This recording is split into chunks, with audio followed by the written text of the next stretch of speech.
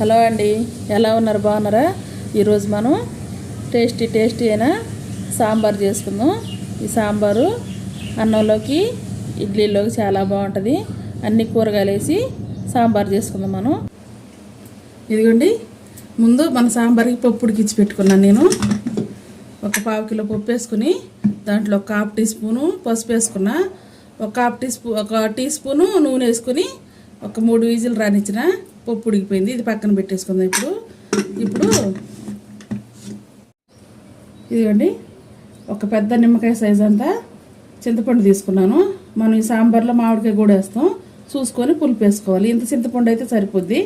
దీన్ని ఇప్పుడు కడిగి వాటర్ పోసి పెట్టుకుందాం.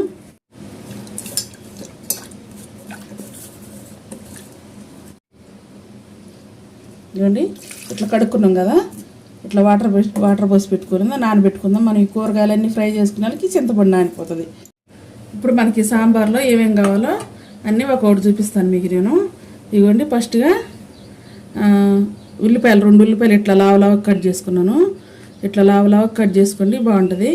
ఒక 5 ఎండుమిరపకాయలు, ఒక 10-15 పచ్చిమిరపకాయలు ఇట్లా సీల్చుకొని పొడుగ్గానే చేసుకోవాలి. ఇదిగోండి, ఒక 7-8 తెల్లపాయలు ఇట్లా దంచేసుకోవాలి, దంచి పక్కన పెట్టుకోవాలి.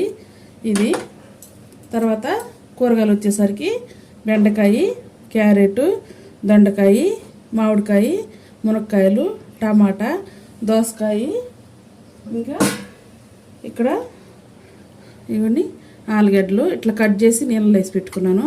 వంకాయ వేసేటప్పుడు కట్ చేస్తాను, కరడెక్కిపోతుంది కాబట్టి. ఆలుగడ్డలు అవన్నీ ఇట్లా వేసుకోండి. ఆలుగడ్డలు సాంబార్లు వేసుకోండి, చాలా టేస్ట్ వస్తుంది. కొంతమంది వేసుకుంటారు, కొంతమంది వేసుకోరు. సాంబార్లో ఆలుగడ్డలు వేస్తే చాలా టేస్ట్ ఉంటుంది.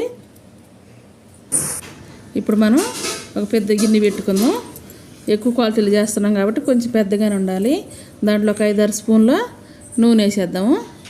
నూనె వేసిన తర్వాత 5-6 స్పూన్లు వేసుకున్నాం కదా, ఇప్పుడు ఆ నూనె కొంచెం వేడెక్కనిద్దాం.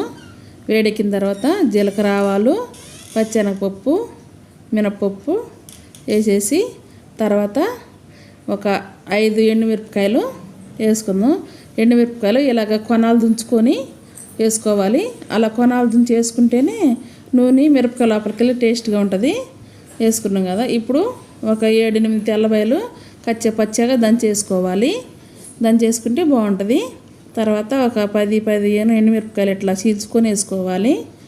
అవి చీల్చుకొని వేసుకున్న తర్వాత 2 ఉల్లిపాయలు కొంచెం లావుగా కట్ చేసుకొని వేసుకోవాలి.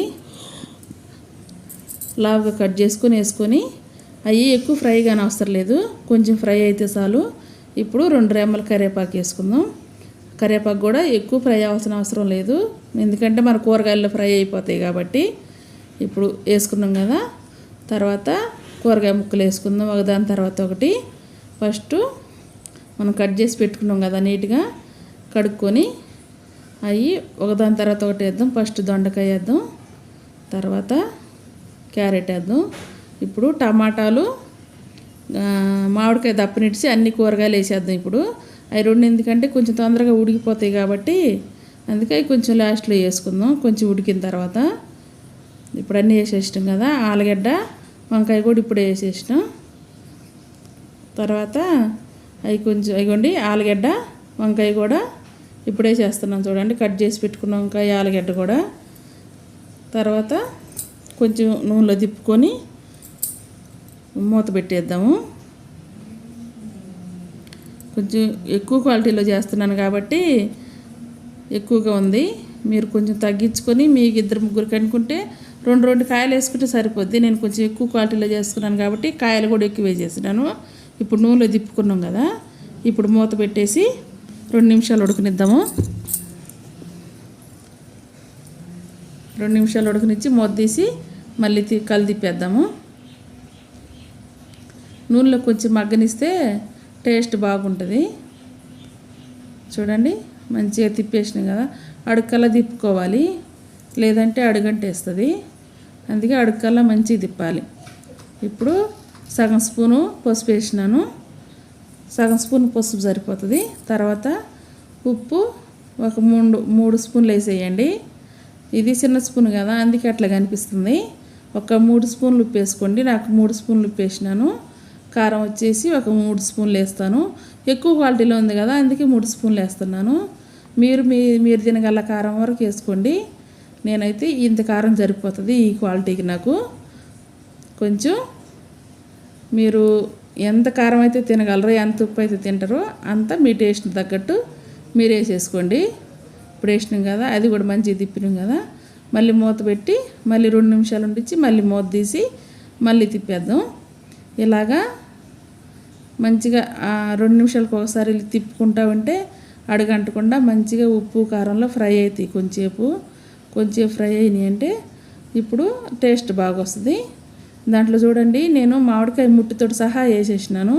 ముట్టి ముందే వేసినాను, ఎందుకంటే ముట్టి కూడా ఉడికితే మంచి టేస్ట్ వస్తుందని. ఇప్పుడు దాంట్లో టమాటాలు కూడా వేసేసినాను. చూడండి, టమాటాలు కూడా వేసినాను కదా.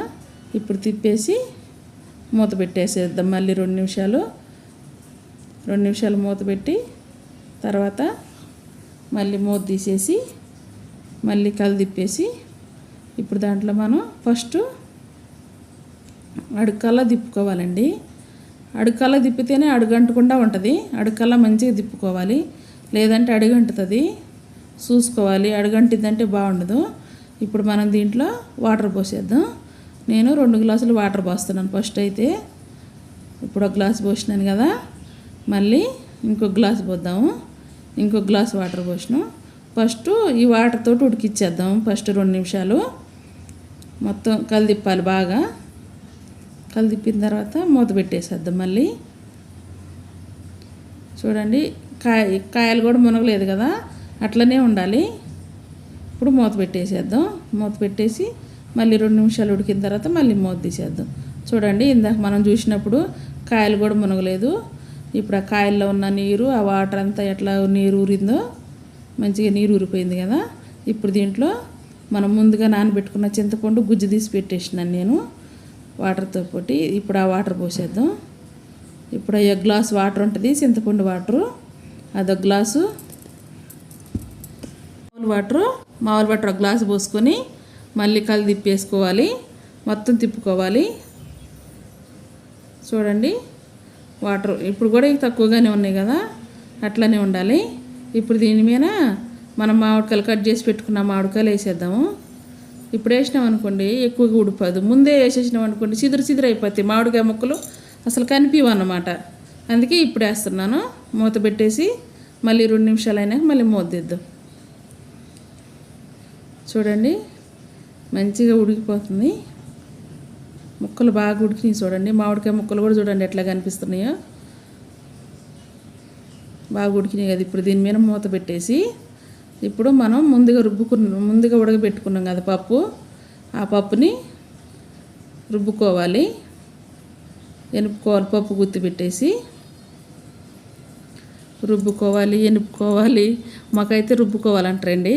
ఎందుకండి పప్పు గుత్తి పెట్టేసి అట్లా అనుకోవాలి. ఒట్టిగానే నలిగిపోతుంది. కానీ దీన్ని పప్పు మెత్తగా చేసుకోవద్దండి, మెత్తగా పేస్ట్ లాగా చేయొద్దు. కొంచెం ముక్కలు ఉంటేనే బాగుంటుంది. అదిగో అట్లా రుబ్బుకోవాలి. అట్లా రుబ్బుకొని దీన్ని చూడండి, మెత్తగా చేయలేదు నేనైతే. అట్లా రుబ్బుకొని పప్పులో పోసేసుకోవాలి. పప్పులో పోసేసి ఇప్పుడు ఆ కుక్కర్లో కూడా మంచిగా వాటర్ పోసేసి పప్పు అంతా కడుక్కొని మళ్ళీ కాయల్లో పోసేద్దాం, ముక్కల్లో పోసేద్దాం. చూడండి, కుక్కర్ అంతా కడిగేసి ముక్కల్లో పోసేసినాను కదా. ఇప్పుడు పప్పు అంతా మంచిగా అడుక్కల్లా కలిదిప్పేసి మనకి ఇప్పుడు చూసుకోవాలండి. మనకి ఎన్ని వాటర్ కావాలి, మనకి ఎంత చిక్కగా సాంబార్ కావాలి, అట్లా అంతా ఇప్పుడు సరి చూసుకోవాలి. ఉప్పు కారం అన్నీ ఇప్పుడు చూసుకొని ఇప్పుడు వేసుకోవచ్చు. ఇప్పుడు అన్నీ ఇంకొంచెం వాటర్ పోస్తాను. ఇంకా ఇప్పుడు వేసినాం కదా, మళ్ళీ తిప్పుకొని ఇప్పుడు ఉప్పు చూసుకోండి ఒకసారి. ఉప్పు చూసి ఉప్పు జాలకపోతే వేసుకోండి, కారం జాలకపోయినా వేసుకోండి. ఇప్పుడు నేనైతే ఇప్పుడు ఉప్పు చూస్తున్నాను. ఉప్పు చూసి సరిపోతే మళ్ళీ వేస్తాను కొంచెం. ఇవ్వండి, నేనైతే ఉప్పు చూసినాను, కొంచెం తక్కువ పడింది. ఇప్పుడైతే ఉప్పు వేసేస్తాను నేను. 1 స్పూన్ ఉప్పు వేస్తాను. 1 స్పూన్ ఉప్పు వేస్తాను నేను ఇప్పుడు. అదిగోండి 2 సార్లు వేసినాను కదా, ఇది చిన్న స్పూన్ కదా, అందుకే 2 సార్లుగా ఉంది. అదైతే 1 టేబుల్ స్పూన్ ఉందండి ఉప్పు. ఇప్పుడు మనం ఉప్పు కూడా వేసేసుకున్నాం కదా, కొత్తిమీర తీసుకోవాలి. కొత్తిమీర తీసుకొని ఆకుల వరకు తీసి కొంచెం పక్కన పెట్టుకోవాలి. కొంచెం కాళ్ళు ఉంటుంది కదా, కాళ్ళలో కొంచెం ఆకు ఇప్పుడు వేసేయాలి. ఇట్లా చేతితో తుంచుకొని అట్లా వేసేయాలి. ఆకులు కాళ్ళతో సహా వేసేసుకోవాలి. ఇది కొత్తిమీర ఇప్పుడు వేసినాం కాబట్టి మంచి టేస్ట్ వస్తుంది, వాసన కూడా ఉంటుంది. కరివేపాకు కూడా 2 రెమ్మలు వేస్తాను.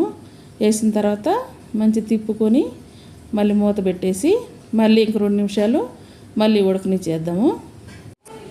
అంతే, కొత్తిమీర కరివేపాకు అన్నీ వేసేసుకున్నాం కదా, ఇలా వేసుకొని మూత పెట్టేసుకొని మళ్ళీ 2 నిమిషాల తర్వాత మళ్ళీ తీర్చుద్దాం. ఇప్పుడు మన సాంబారు మంచిగా రెడీ అయిపోయిందండి. నాకైతే ఇంత చిక్కగా చాలు. ఇంత చిక్కగా చేసుకుంటే మనకి అన్నంలోకి కానీ ఇడ్లీలోకి కానీ సూపర్ టేస్ట్ వస్తుంది. ఇప్పుడు మిగిలిన కొత్తిమీర కూడా వేసేసుకుందాం. మిగిలిన కొత్తిమీర కూడా వేసేసుకొని స్టవ్ కట్టేసుకొని 2 నిమిషాలు ఉంచుకొని అందులో సర్వింగ్ బౌల్లోకి సర్వ్ చేసుకుందాం. ఎంతో టేస్టీగా ఉన్న సాంబారు రెడీ అయిపోయింది. చూడండి, 2 నిమిషాల తర్వాత మళ్ళీ మూత చూస్తున్నాం. ఎంత బాగుందో చూడండి. సాంబారు చాలా బాగుంది కదా, చాలా టేస్ట్ కూడా ఉంటుందండి.